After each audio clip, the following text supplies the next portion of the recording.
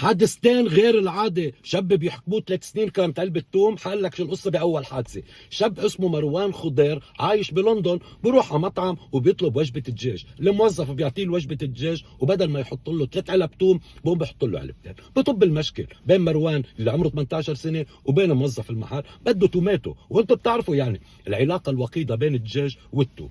المهم بعصب مروان وبيتخانق هو الموظف وبفل.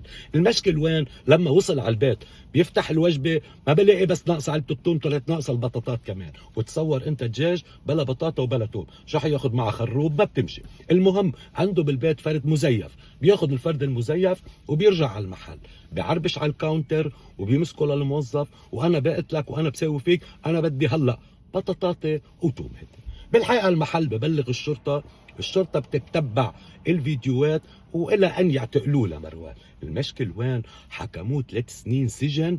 قال تهديد بالقتل. يا جماعة الفرد اصطناعي، قال لك تهديد بالقتل. هي أول حادثة. الحادثة الثانية بتمنى تعجبكم. سايح بريطاني موجود بمطار هونغ كونغ الدولي، فايت على المطار مستعجل، مضطر الظاهر على تذكرة طيران، ما بيلاقي تذكرة أو ما بيلاقي الحجز. قد ما بعصب ببلش يكسر بمكانات تسجيل الوصول. كسر شي 10 مكانات وشال عمود معدني وصار يخبط ببقية المكانات. بالحقيقة سبب حالة رعب للناس والمسافرين اللي كانوا بالمطار، إلى أن تم إلقاء القبض عليه من الشرطة. بتقلي عنده مشاكل عصبية؟ بقول لك لا. بتقلي عنده مشاكل صحية؟ لا. الظاهر طلع عنده مشاكل جنسية مسكين. بتقلي جنسية شو؟ عم بفتشوا بحقيبة اليد تبعيته لقوا معه 4 حبات فياجرا. الظاهر كانوا 6 هن. وبهونغ كونغ قال لك حكمه هذا إذا ما معه ورقة حكيم 2 سنين.